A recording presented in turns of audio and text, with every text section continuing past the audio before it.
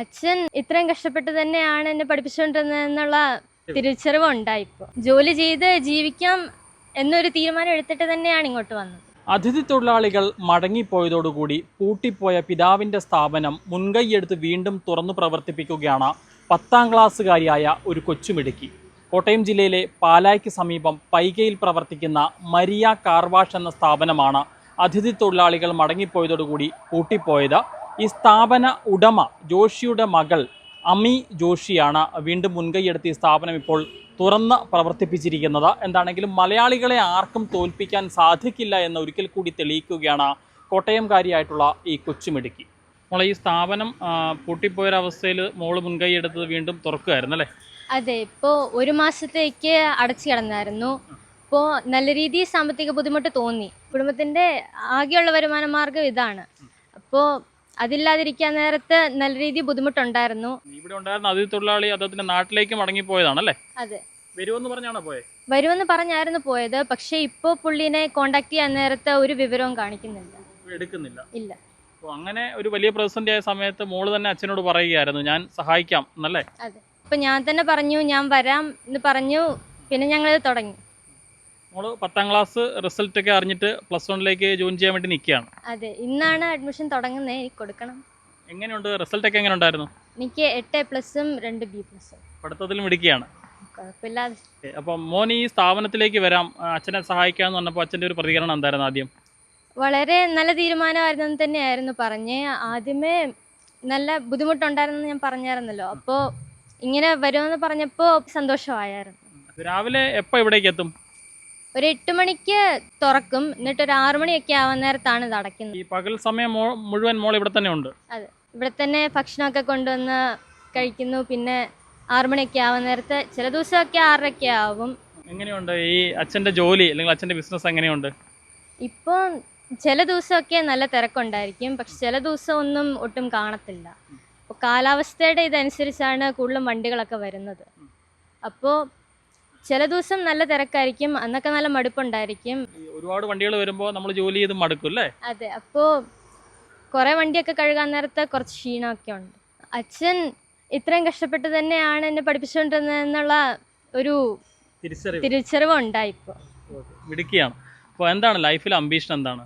എനിക്ക് ഒരു പൈലറ്റ് ആവണമെന്നായിരുന്നു ആഗ്രഹം. അതിനുവേണ്ടിയുള്ള പരിശ്രമത്തിലാണ്. പക്ഷേ അതിനുള്ള സാമ്പത്തിക ബുദ്ധിമുട്ടും ഉണ്ട്. അത് കാരണം അതിലേക്ക് പോകാൻ പറ്റുമോ എന്നുള്ളൊരു ഉറപ്പില്ല.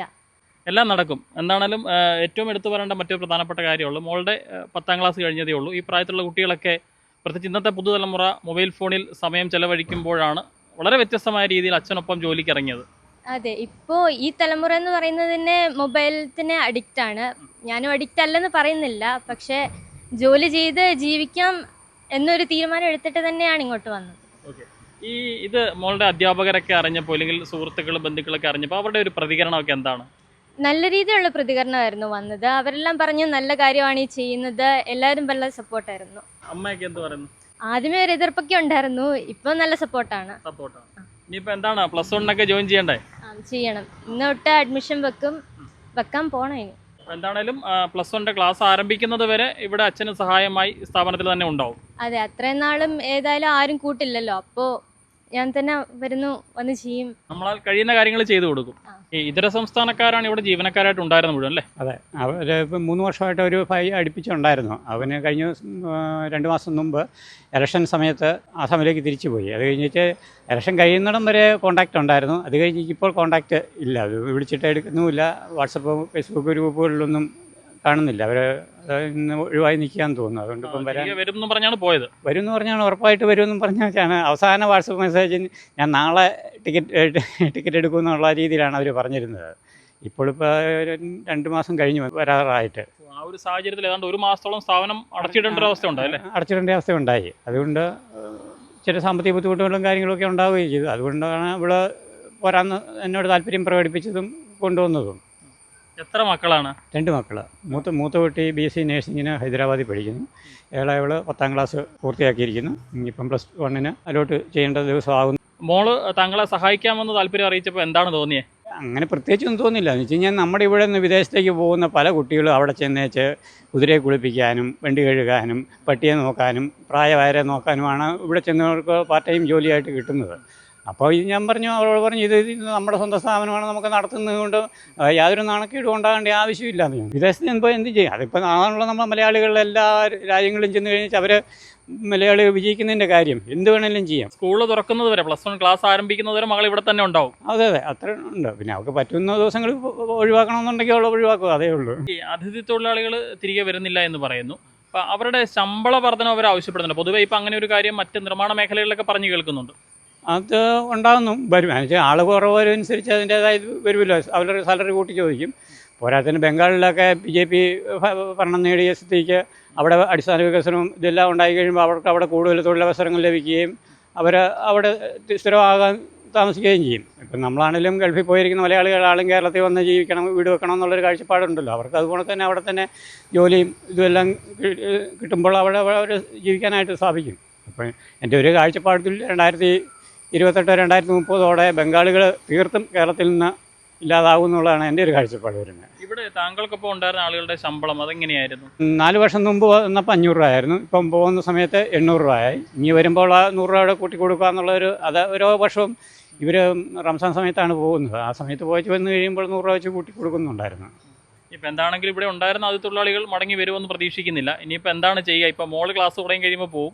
ഞാൻ പല ഏജൻസികളോടും പറഞ്ഞിട്ടുണ്ട് തരാമെന്ന്. അവർ പറഞ്ഞിപ്പം പല റേറ്റാണ് പറയുന്നത്. എന്നാലും ഇപ്പോൾ ഈ ഒരു മാസം കൂടെ കഴിഞ്ഞപ്പോൾ അവരുടെ വലിയ പെരുന്നാളാണല്ലോ, അതുകൂടെ കഴിയുമ്പോഴത്തേനും കൂടുതൽ ആൾക്കാർ വരും, അന്നേരം തരാമെന്നുള്ള രീതിയാണ് പറഞ്ഞിരിക്കുന്നത്.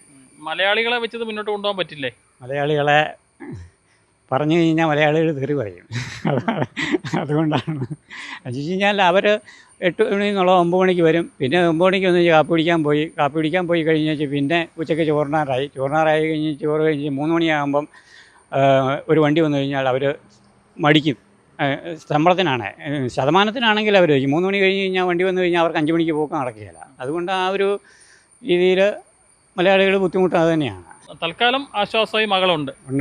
ക്ലാസ് ആരംഭിക്കാൻ ഇനി കുറച്ച് ദിവസം കൂടി അവശേഷിക്കുന്നുണ്ട്. അത്രയും ദിവസം പൂർണ്ണ സമയവും പിതാവിനൊപ്പം തന്നെ ഒരു സഹായമായി താൻ ഉണ്ടാകുമെന്നുള്ളതാണ് അമി എന്ന ഈ കൊച്ചുമിടുക്കി പറയുന്നത്. കോട്ടയം പാലായിൽ നിന്നും സനീഷിനൊപ്പം Rahul Irumbukuzhi, focus news TV.